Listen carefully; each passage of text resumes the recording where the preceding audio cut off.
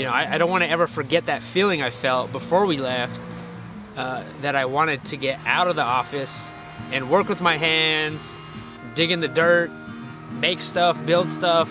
But so far it's been a great experience. This is kind of like an experiment. Like, you take a city family, which is us, and you put them on the homestead and see what happens, and this is what happens 1,000 days later. I think it's kind of a neat experiment to see, like, yeah, that's what happened.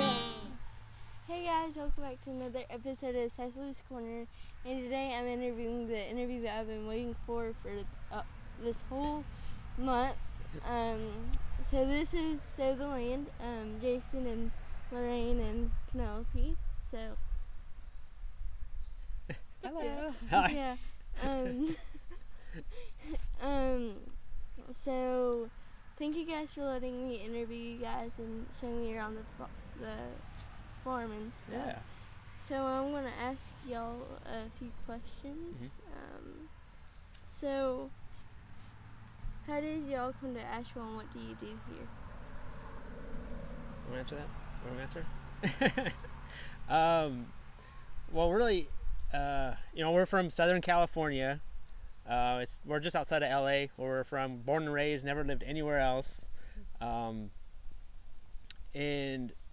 it really all started when, almost 10 years ago now, I was diagnosed with cancer. And so that really, I guess we wanted to learn more about nutrition and really like taking care of ourselves. You know, I did chemo and all that, and then we needed to, you know, eat healthier and just be healthier.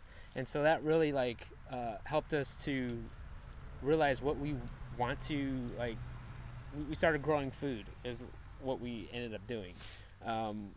We trying to figure out how to grow our own food. So we started like a little raised bed in our backyard, and from there it just kind of evolved, and we'd be like, oh, wouldn't it be fun if we started a farm, or we had chickens and we had animals, and we're like, you know, we're like laughing like, hey, that would be fun. And it was just kind of like a joke. And so we kept on talking about it, and then it kind of just snowballed into like we were growing more food, and then like really knowing where our food comes from. And so that in return, we're like, okay, let's go find some land somewhere. Let's you know, get out of the traffic, get out of the smog. And so we started looking for land, a little bit more land than what we had, because we were in the city. And we found out about Asheville through a friend, and we came here to visit, and we really liked the area. We thought it's amazingly green here compared to California.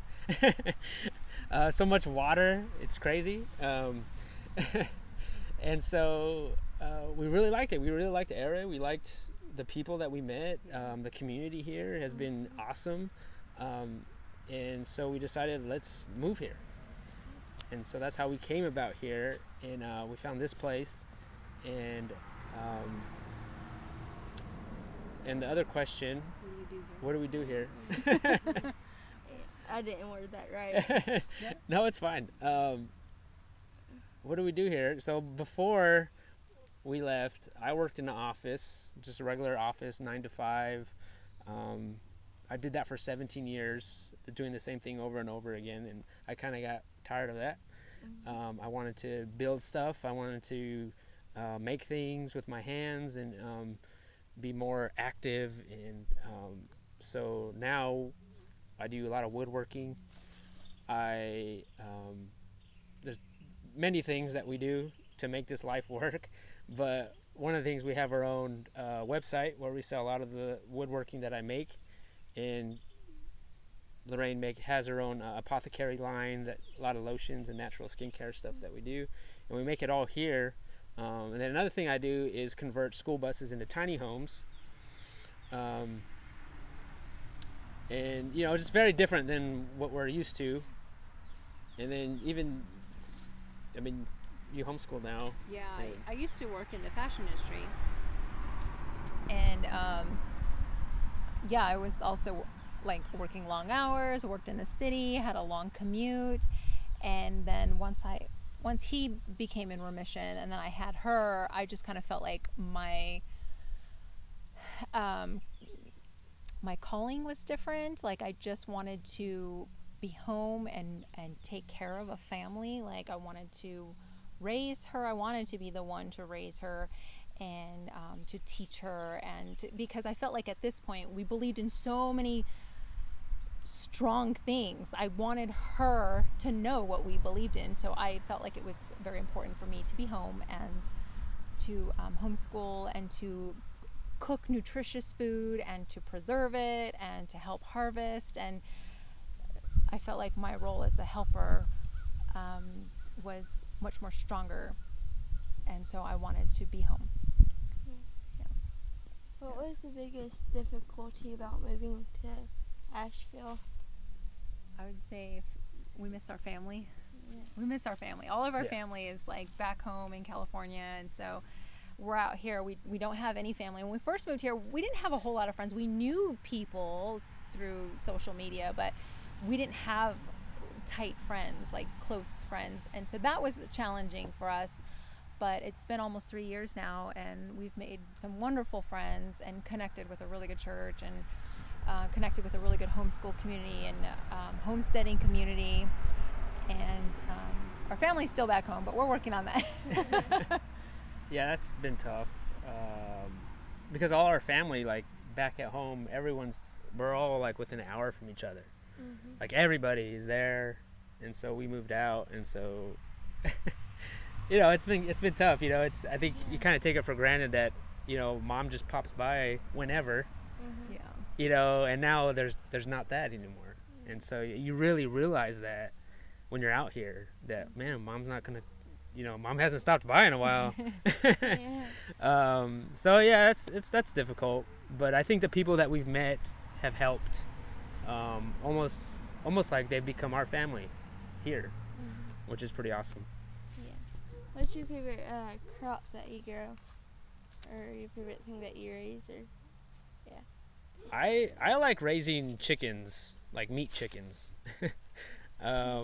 We raise.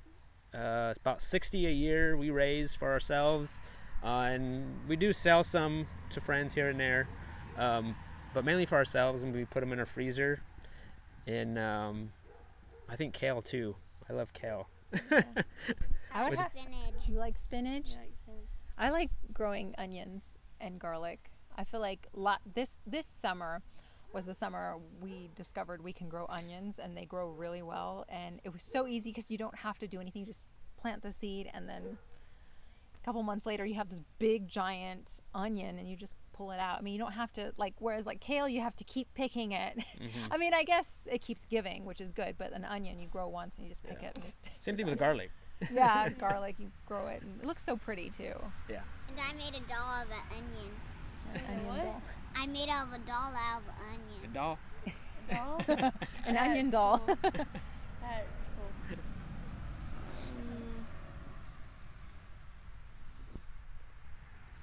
What's your family's goal or mission for this?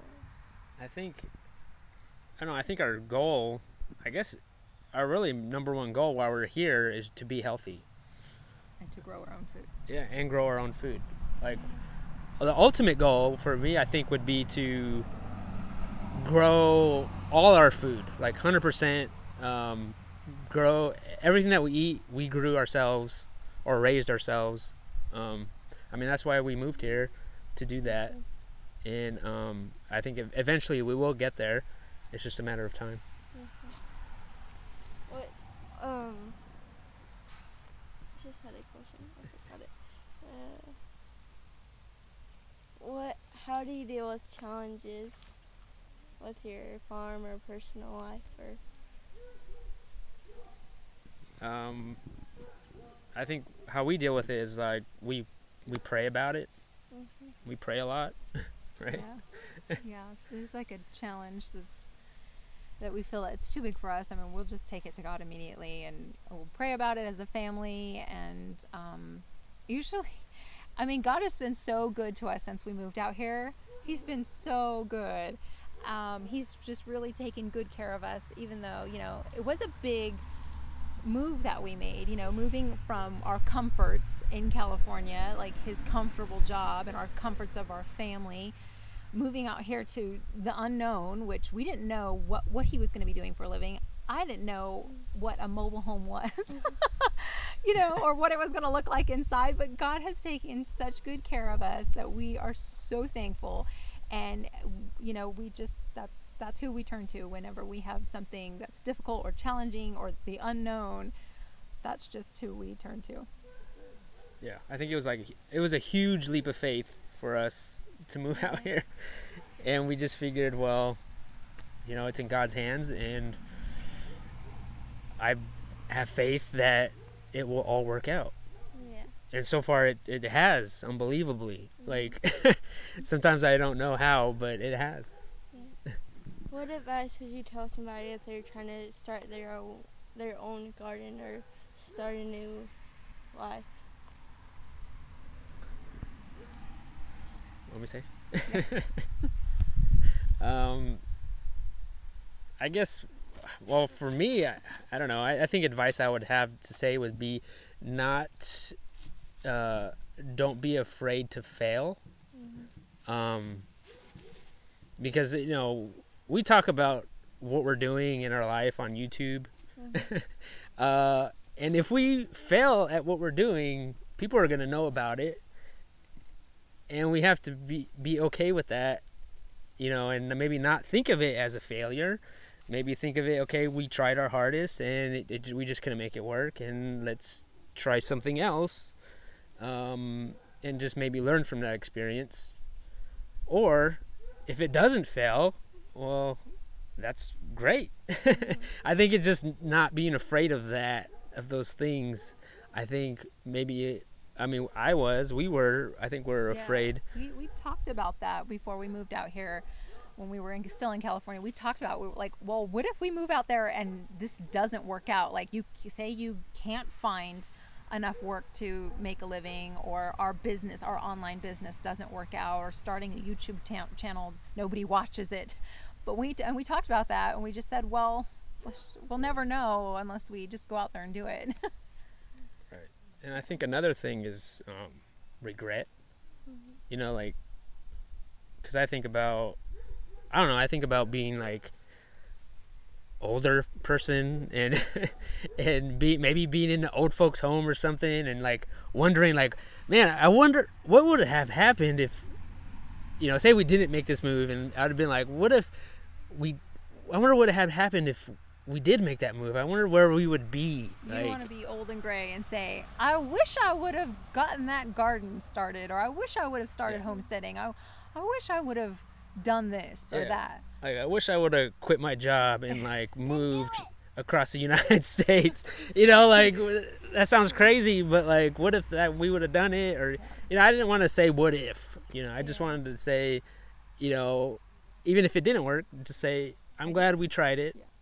Okay, it didn't work. Okay, let's go back to the city. You know, but and then that was it. But I think regret and not being afraid to fail are two major things for us, anyways. Well, thank you guys for coming on to Cecely's Corner. Even though I don't have that many followers, but it's all right. Yeah. So thank you guys for watching this video. I want to put their link to their YouTube channel down below so you can go check them out, and go check out their store. You guys have a little pop-up shop in... Yeah, so we have a little shop space in Asheville, and we sell a lot of things that we make, and it's actually inside Atomic Furnishing and Designs, inside their warehouse, and we share a space with them. Yeah, so go check them out. Their YouTube channel is awesome. Their garden's awesome. They're just really awesome people. So please, if you like this video, please give it a big thumbs up. If you have any comments or questions, please put them down below. Again, as I say, Dad